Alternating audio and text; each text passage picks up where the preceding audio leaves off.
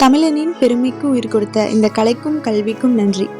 தமிழ் அந்தாதி நடத்தும் இலவச ஓவிய பயிற்சியின் இன்று 5வது நாள் சிறப்பாக நடைபெற்றது.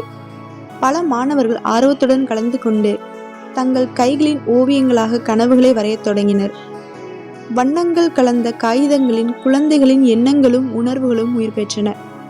ஒவ்வொரு கோட்டிலும் ஒரு கற்பனை, ஒவ்வொரு நிறத்திலும் ஒரு நம்பிக்கை, ஒவ்வொரு ஓவியத்திலும் ஒரு புதிய உலகம் வெளிப்பட்டது.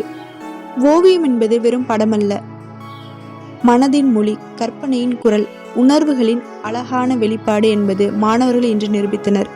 இந்த நிகழ்வில் ஒரு மாணவி 8 திருக்குறளை அழகாக வாசித்து அனைவரையும் கவர்ந்தார். தமிழின் ஒளியும் கலையின் நிறமும் ஒன்றாக இணைந்த இந்த தருணம் நிகழ்விற்கு மேலும் சிறப்பூட்டியது. தமிழ் அந்தாதி தொடர்ந்து மாணவர்களின் திறமைகளையும் வளர்க்கும் கலை மற்றும் இலக்கிய பயணமாக முன்னேறி கொண்டிருக்கிறது.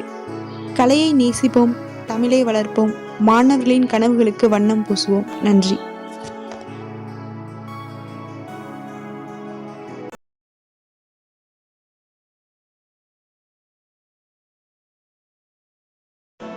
என் பெயர் ஆர்த்தனிதாஸ்ரீ. நான் 7ஆம் வகுப்பு படிக்கின்றேன். இன்றைய திருக்குறள். அகர முதல எழுத்தெல்லாம் ஆதிபகவான் முகற்றே உள்ளது. கற்றதனால் ஆய பயனின்கோள் வாளறிவான் நற்றால் தொழாயெனே. மலர்மிசை எங்கினால் மகாநடி சேர்ந்தால் இளமிசை நீண்டு வாழ்வார். வேண்டுதல் வேண்டாமை இளநடி செதற்கு யாண்டும் இடும்பை இலை. இருள்செய் இவனையும் சேராதிரவன் பொருள்செய் புகப்புனிந்தான் மாட்டு.